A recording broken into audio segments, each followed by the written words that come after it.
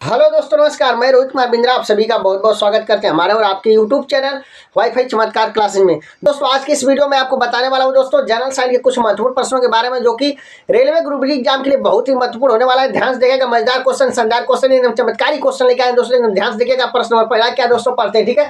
प्रश्न नंबर पहला करा दोस्तों, निम्नलिखित में से कौन सी शक्ति की इकाई ने दोस्तों, निम्नलिखित में से कौन सी शक्ति की इकाई ने दोस्तों, शक्ति की इकाई क्या है दोस्तों, ये इस बात को जानना है। शक्ति की इकाई क्या है दोस्तों, आज की इस वीडियो में सीखने वाले। ध्यान देखिएगा।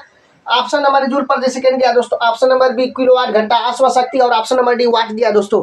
मैं आपको बताना चाहता हूं दोस्तों, शक्ति क्या होती है। जैसे शक्ति का मतलब क्या होता है, शक्ति को पी से दर्शाते हैं दोस्तों, शक्ति को पी से दर्शाते हैं। शक्ति पी बराबर होता है डब्ल्यू अपॉन टी दोस्तों, डब्ल्यू अपॉन टी दोस्तों। कार्य करने की दर को, कार्य करने की दर को, कार्य करने की दर को, कार्य करने की दर को, कार्य करने की दर को शक्ति कहा जाता है दोस्तों।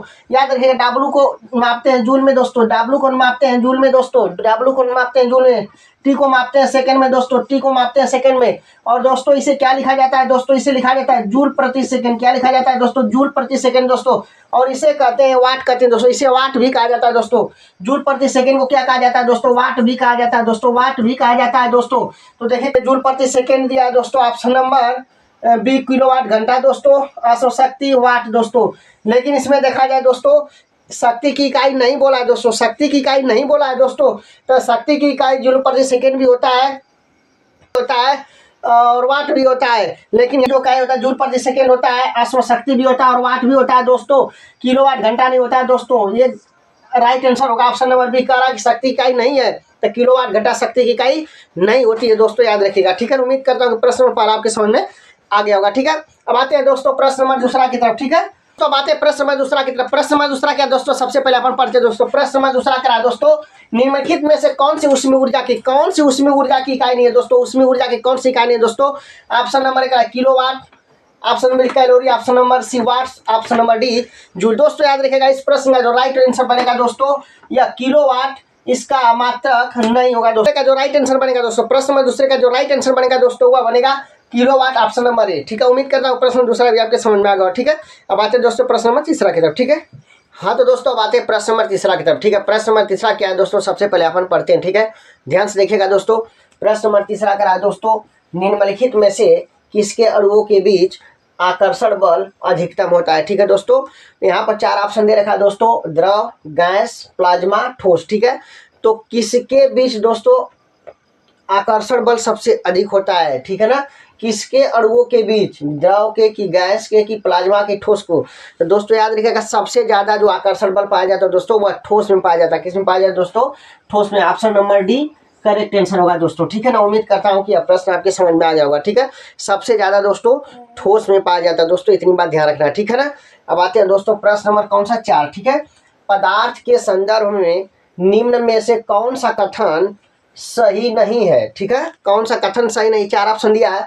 पहला ऑप्शन दिया दोस्तों, पदार्थ के कणों के बीच कोई आकर्षण बल नहीं होता है। लेकिन दोस्तों याद रखिएगा, पदार्थ के कणों के बीच आकर्षण बल सदैव रहता है दोस्तों, आकर्षण बल सदैव रहता है, लेकिन यहाँ पर नहीं बोला है दोस्तों, ठीक है ना।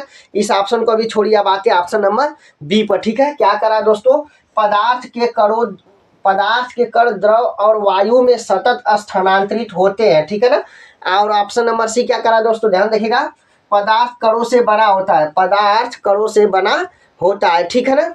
अब दोस्तों अगला कह रहा है कि पदार्थ के कणों के बीच अंतर होता है, पदार्थ के कणों के बीच अंतर होता है। ऑप्शन नंबर डी दे रखा है दोस्तों। याद रखिएगा, यहाँ पर ऑप्शन नंबर डी भी करेक्ट नहीं है, ना तो भी करेक्ट है, ना तो ऑप्शन नंबर बी करेक्ट है, ठीक है दोस्तों। ऑप्शन नंबर ए करेक्ट होगा, इस प्रश्न का सही answer option number A correct होगा दोस्तों। ऑप्शन नंबर ए करेक्ट होगा, क्यों, क्योंकि दोस्तों पदार्थ के कणों के बीच आकर्षण बल पाया जाता है, पदार्थ के कणों के बीच आकर्षण बल पाया जाता है दोस्तों, लेकिन यहाँ पर नहीं लिखा है दोस्तों। और प्रश्न का पदार्थ के संदर्भ में निम्न में से कौन सा कथन सही नहीं है, तो यही सही नहीं लिखा है, इसलिए यही राइट आंसर होगा, ठीक है ना।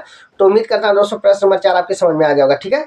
अब आते हैं दोस्तों प्रश्न नंबर 5 की तरफ, ठीक है। अब आते हैं प्रश्न नंबर 5 की तरफ, ठीक है। सबसे पहले प्रश्न नंबर 5 पढ़ते हैं, क्या दिया दोस्तों, ध्यान से देखेगा।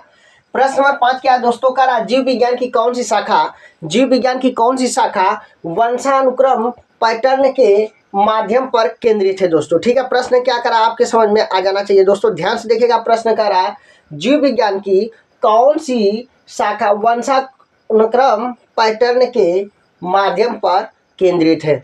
ऑप्शन नंबर ए दिया है दोस्तों विकासी जीव विज्ञान, ऑप्शन नंबर बी मानव शास्त्र, ऑप्शन नंबर सी आनुवंशिकी, ऑप्शन नंबर डी जैव प्रौद्योगिकी। ठीक है दोस्तों, इस प्रश्न का जो राइट आंसर बनेगा, इस प्रश्न का जो राइट आंसर बनेगा दोस्तों वह ऑप्शन नंबर सी होगा आनुवंशिकी दोस्तों, इस नंबर सी करेक्ट आंसर होगा। ठीक है, अब आते हैं दोस्तों प्रश्न नंबर 6। ठीक है, सब्जियों कामा फलों और फूलों जैसी उच्च मूल्य वाली फसलों की खेती को क्या कहा जाता है दोस्तों? ध्यान से देखिएगा, गजब का प्रश्न है, शानदार प्रश्न है, जानदार प्रश्न है, एकदम एग्जाम में पूछा गया प्रश्न है। ठीक है, कह रहा है कि सब्जियों फलों और फूलों जैसी उच्च मूल्य वाली फसलों की खेती को क्या कहा जाता है? ऑप्शन दे रखा है दोस्तों sericulture, PC culture, apiculture, horticulture. दोस्तों इसका राइट आंसर बनेगा दोस्तों, याद रखिएगा, इसका राइट आंसर बनेगा दोस्तों ऑप्शन नंबर डी हार्टिकल्चर कहा जाता है दोस्तों, हार्टिकल्चर कहा जाता है दोस्तों। ठीक है, उम्मीद करता हूं कि आज का यह प्रश्न आपके जरूर समझ में आएगा। ठीक है, यदि यह वीडियो आपके अच्छा लगा होगा तो लाइक शेयर एंड सब्सक्राइब जरूर करिएगा। फिर मिलते हैं अगले वीडियो में।